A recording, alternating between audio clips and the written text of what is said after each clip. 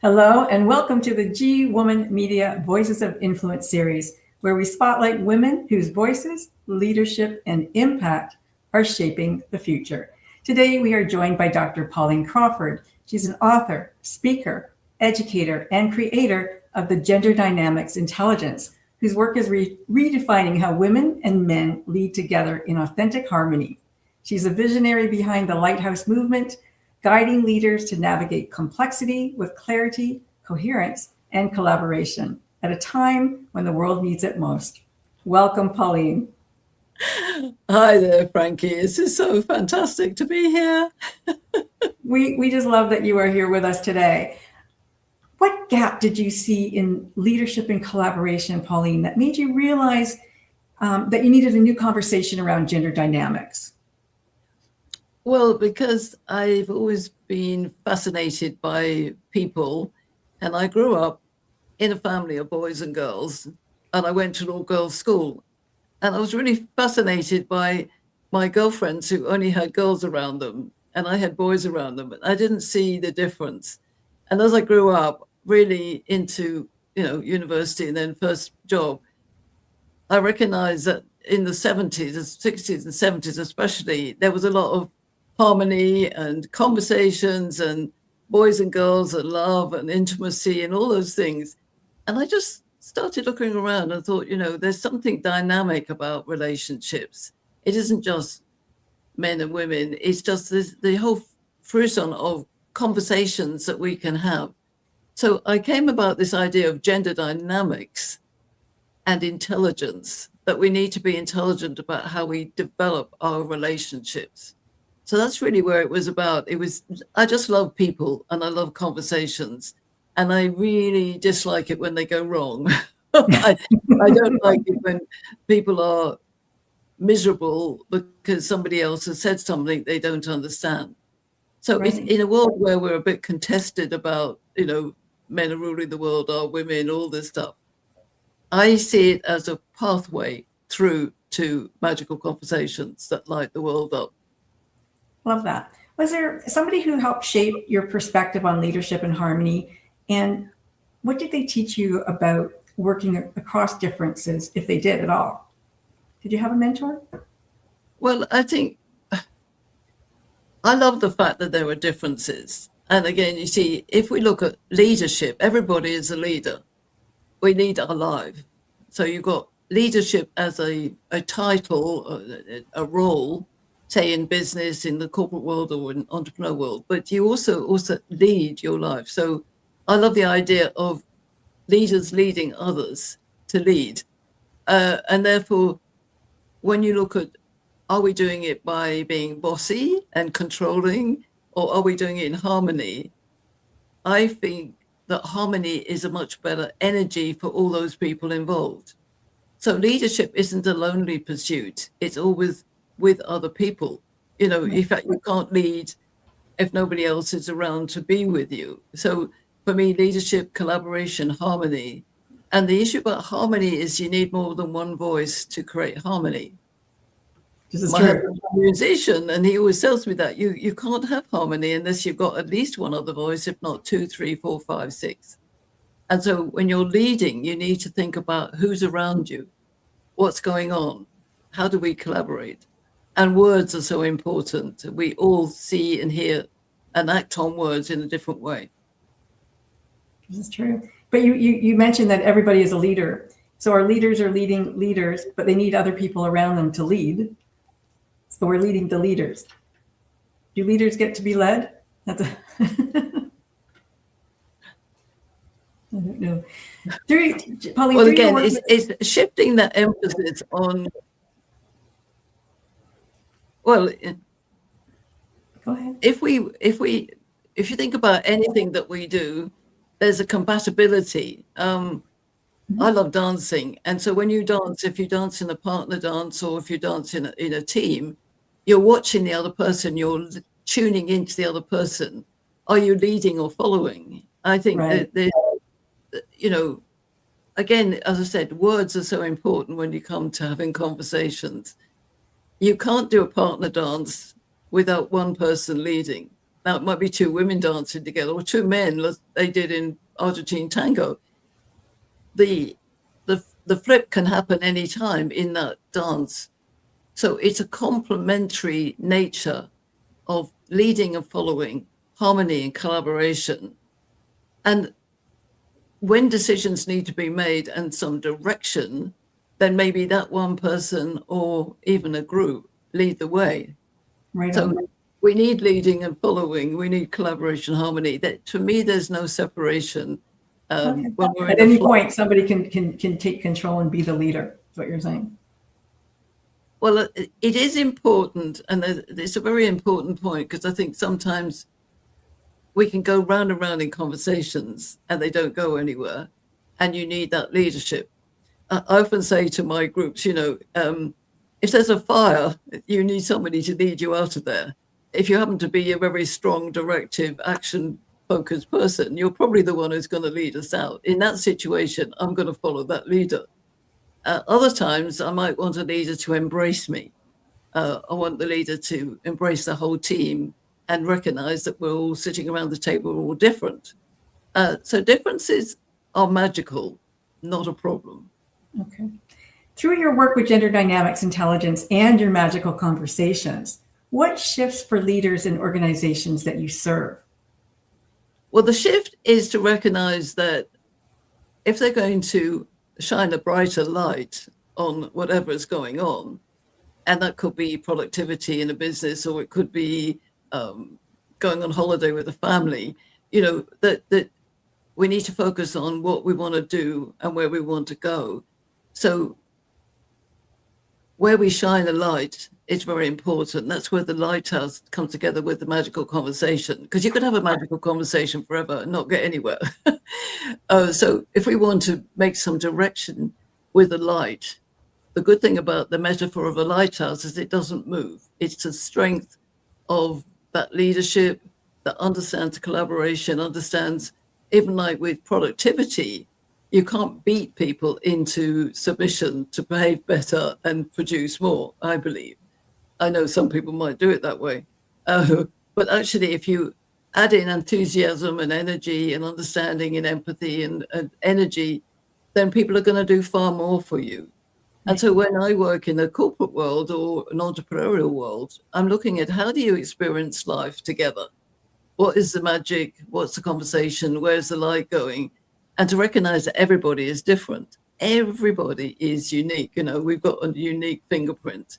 So we can see similarities in the difference, but it's about a belief system, about where you want to go, who you want to go with, and leading, following, it's a dance. I think that life is a dance, and our experiences are the most important thing to remember.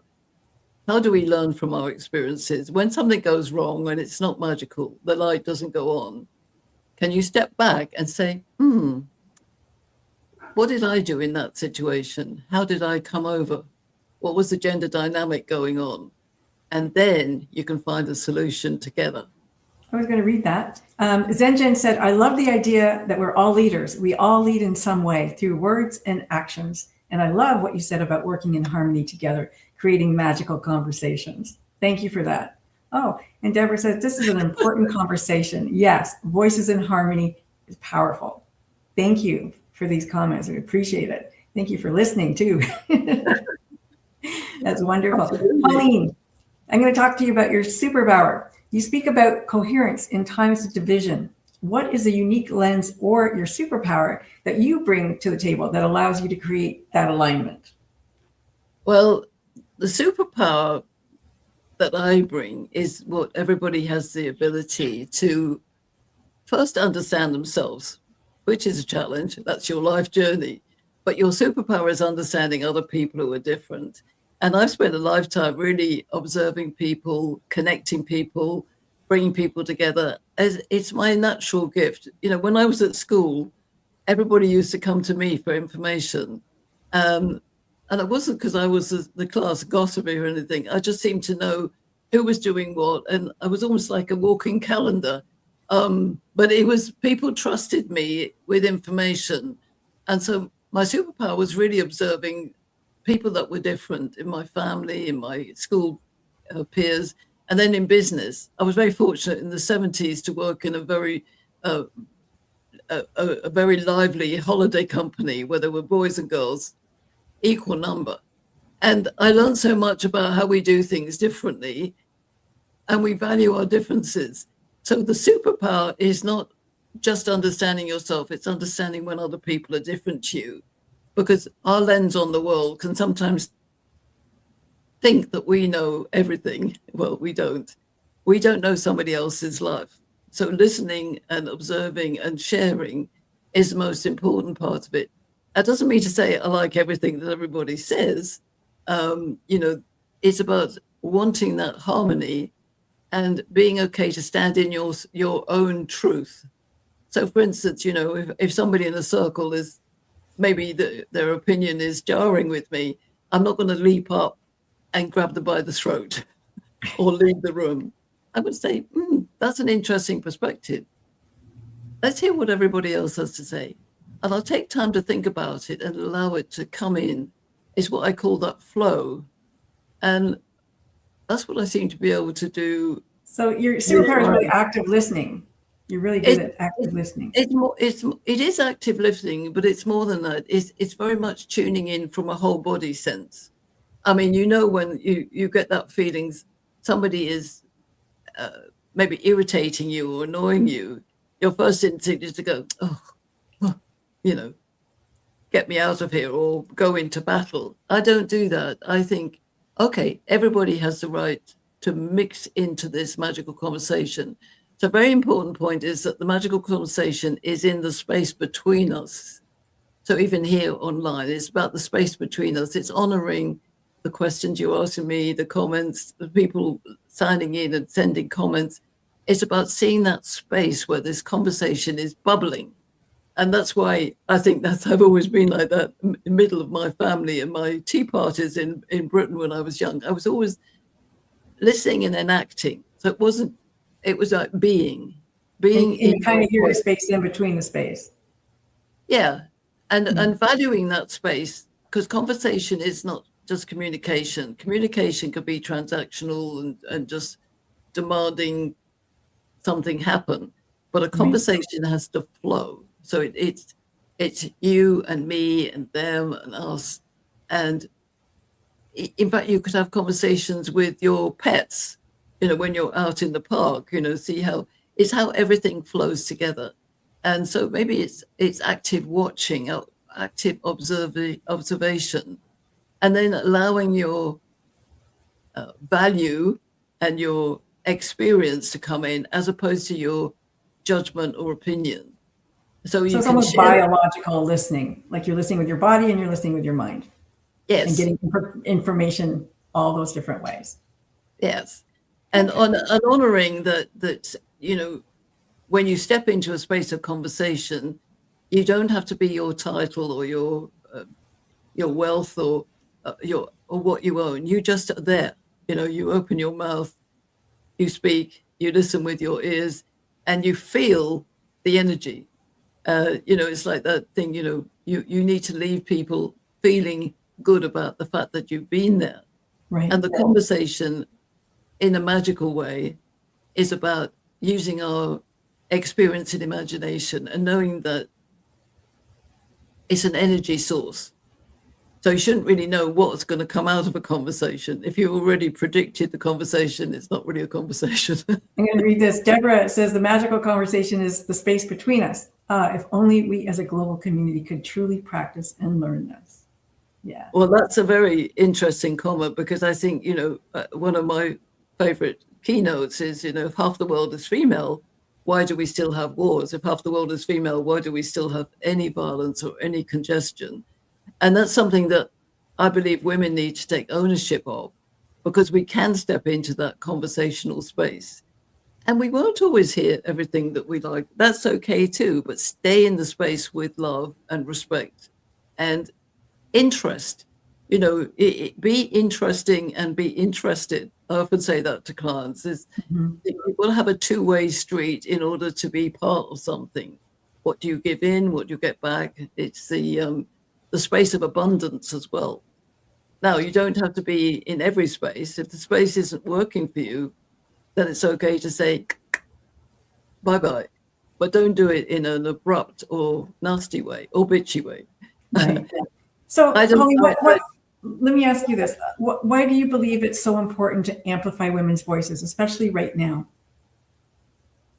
Well, this is where it's important to amplify your voice in a way that is a voice of influence. Exactly what we're talking about here is a voice of influence. It's not a voice of control.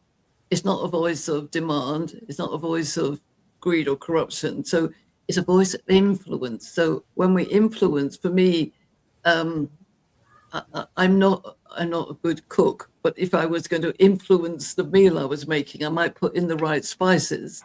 It's like, what are we adding to make it better? And we might have to try a few ideas, oh, I want to put paprika in, and then somebody goes, oh, I don't like paprika, So it's thinking about the mix.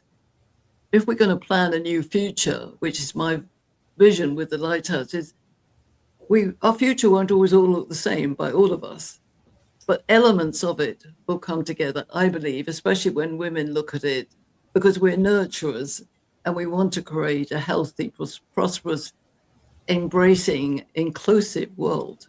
But that might look different to all of us. That's true. So what do you think that women need to know or to understand right now about influence when it comes to co-creating leadership with men rather than competing with men? I think exactly that is understand we're not competing, we're contributing. So what are we contributing? And the question we might ask ourselves is, what are we afraid of?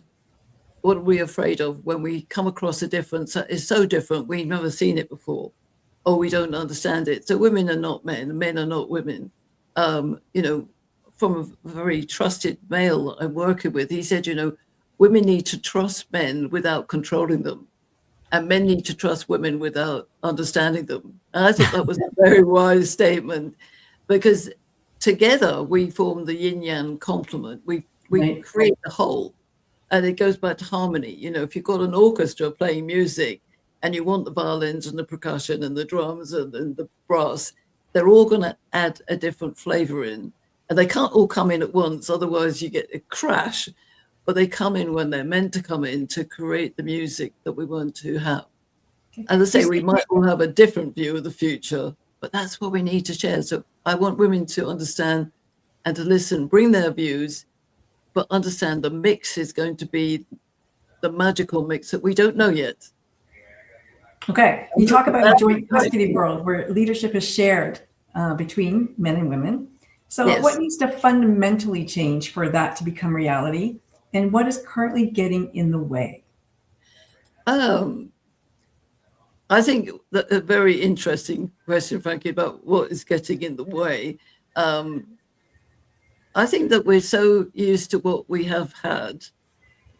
I'm always talking about going beyond, going to the horizon, going beyond the horizon, and we don't know what that is.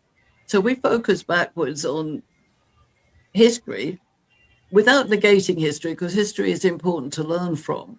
But we've got to get out of our stuckness of, oh, no, that's not possible. Oh, no, we can't do that. No, that's never going to be. I've experienced blah, blah, blah, blah. And we get stuck in our rhetoric of what was instead of what could be. And that's where you don't lose who you are. You come into this space of exploration in the magical conversation, being truly who you are. And what you were born with, I believe, is what your magic is. So I often ask people, what do you do really well that you were never taught? Because in that is your gift to the world. And we get so stuck in labels. Oh, he's a man, he's a woman, even that is a label. But what kind of man is he? What kind of woman is he? That's the gender dynamics. Is how do we come together? What do we mix? What are the spices that we put in? How long do we let this bake? And we can do it. I think that we have the opportunity now to create an amazing world in a time when it looks totally chaotic. I just want to thank our audience, the women at G Women Media, for tuning in. Thank you to our community. Thank you to those who are listening to us today. You're absolutely fabulous, and we wouldn't be able to do this without you. So thank you for tuning in. I'd just like to say this has been Dr. Pauline Crawford, and a woman, with a voice influences her world, but a woman with a platform, she changes it. Thank you, Pauline, for being here. This has been a G Women Media Voices of Influence series. Thank you.